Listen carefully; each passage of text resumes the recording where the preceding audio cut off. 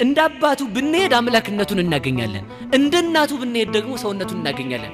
በሰውነቱም ፍጹም ነው፣ በአምላክነቱም ፍጹም ነው። ይሄን በማን እናውቃለን ከተባለ በድንግል ማርያም። ክርስቶስ ፍጹም ሰው አልሆነም አያሰኝም። ለምን?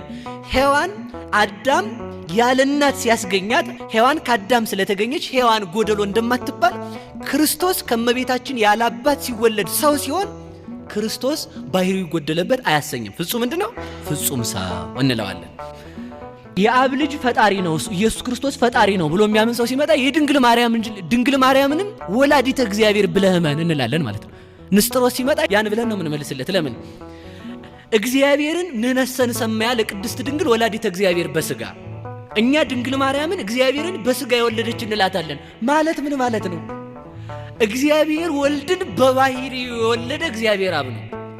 እግዚአብሔር ወልድን በባህሪዋ የወለደች ድንግል ማርያም ናት። ምን ማለት ነው? የእግዚአብሔር ባህሪ ርቀት ነው። ምልአት፣ ስፋት፣ አይወሰኔነት፣ አለመመርመር፣ ሁሉን መቻል፣ ካህሌ ሁሉ መሆን። ከዚህም የተነሳ ነው መልአክ አላዳነንም መላእክት አያድኑንም የምንለው። መልአክ መሆን እንጂ መልአክ ሰው መሆን አይችልም። ሌላም ደግሞ እናምጣ። ሰውም አላዳነንም ነቢያት አላዳኑንም የምንለው ነቢያት ፍጡር ሆነው መቀጠል ይችላሉ እንጂ ከፍጡርነት ወጥተው አምላክ መሆን አይችሉም። እንስሳትም አላዳኑንም የምንለው እንስሳ ሆኖስ ይቀጥላል እስከ መጨረሻው ቴክኖሎጂ እስከፈለገው ድረስ ቢያድግ እርግጠኛው የምናገረው ነፍስን መስራት አይችልም። ዝንጀሮን ሰው ማድረግ አይችልም። ዝንጀሮ ከተማ እንድትለምድ ዳቦ አስለምዶ ሊያረጋት ይችላል። ዝንጀሮን ግን ሰው ማድረግ በፍጹም አይችልም። እነዚህ ሁሉ አላዳኑንም የምንለው ሁሉን የሚችለው እግዚአብሔር ነው። ሁሉን የሚችለው ነው ሰው የሆነው። ለምን ያመዋል ሰው? አዎ መልአክ አላዳነንም። አዎ አላዳነንም። እግዚአብሔር ግን አዳነን። እግዚአብሔር ሰው ሆነ። ለምን? እግዚአብሔር ሁሉን ይችላልና። ሁሉን ከቻለው ሰው መሆንም የሚችለው እግዚአብሔር ነው። ስለዚህ ልብ እንበል።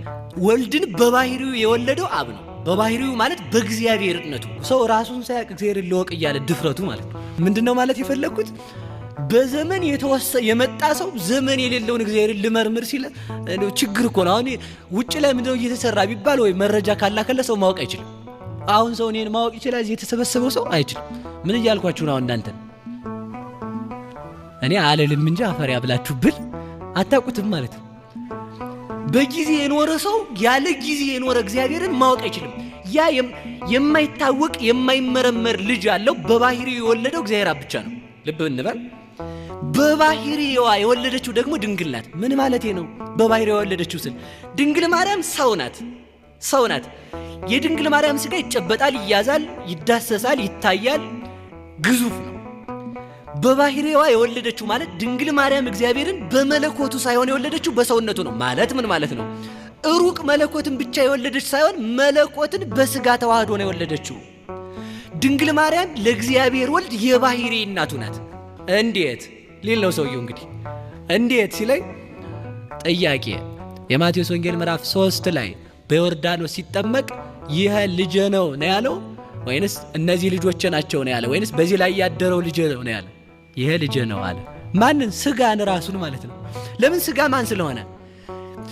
መለኮት ከስጋ ጋር ሲዋሃድ ስጋ ቃለ አብ ወቃለ መንፈስ ቅዱስ ሆኗልና ስጋ አምላክ ስለሆነ ያ ስጋ የአብ ቃል ነው። ያ ስጋ ከድንግል ማርያም ስጋን የተነሳው ያ ስጋ አካላዊ ቃል ሲዋሃደው ምን ሆኗል ማለት ነው? አምላክ ሆኗል። ስለዚህ በባህሪዋ ወለደችው። የባህሪ ልጅ ያለው እግዚአብሔር አብ ነው። የባህሪ ልጅ ያላት ድንግል ማርያም ናት። ዘመን የማይወስነው ልጅ ያለው እግዚአብሔር አብ ነው። ዘመን ወስኖት እንደ ሰውነቱ 5500 ዘመን ቀድሞት ከ5500 ዘመን በኋላ ዓለምን የሚያስረጅ ልጅ ፈጣሪ ልጅ ያላት ድንግል ማርያም ናት። ስለዚህ ምን እንላታለን? አብ በባህሪው የወለደውን ድንግል ማርያም በባህሪው የወለደችው ማለት የሰው ባህሪ ሰው አይደለ? ስለዚህ ፍጹም ሰው የሆነው ከድንግል ማርያም ነው። አንድ ነገር ብቻ እናንሳ። አንድ ልጅ ያለው ማን ነው?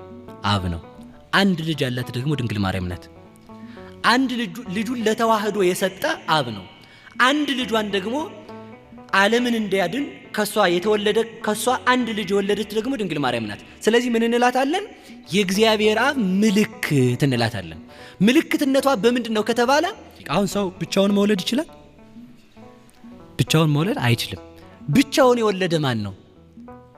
አሁን እንዴት ድንግል ማርያም ብቻዋን ትወልዳለች የሚል ሰው ሲነሳ ምን ብለን እንመልሳለን መሰላችሁ? እንግዳውስ እግዚአብሔር ለምን ብቻውን ወለደው ብለን እንመልሳለን። ይኸው ብቻዋን በመውለዷ ብቻውን የወለደ አብን ሰበከችው ማለት ነው። አያችሁ፣ እሷ ብቻዋን ነው የወለደችው። እንዴት ብቻዋን ወለደች ከተባለ እንግዲህ አብ ብቻውን የወለደው ማነጻጸር ግን አይደለም። ሰዎቹ ሊመስላቸው ይችላል። ህሊናው ያልጠራ ሰው እንደዚያ ነው የሚያየው። ስለዚህ አብ ብቻውን እንደወለደው ድንግል ማርያምን ብቻዋን ወለደችው። ከአብ ተመልከቱ ያለ ሕማም እንደተወለደ ከድንግል ማርያምም ያለ ሕማም ተወለደ። ከአብ ያለ ዘር እንደተወለደ ከድንግል ማርያምም ያለ ዘር ተወለደ። ሴቶች ሲወልዱ በዘር ነው የሚወልዱት። እሷ ግን ያለ ዘር በመጽነሷ ምክንያት ሴቶች ሲወልዱ የሚሰማቸው ሕመም ሳይሰማት ወለደችው። እሱ ደግሞ ሕፃናት ሲወለዱ የሚሰማቸው ሕመም ሳይሰማው ተወለደ ማለት ነው። ስለዚህ ምን እንላታለን? የተዋህዷችን ምልክት፣ የአብ መታወቂያ ብለን እንጠራታለን።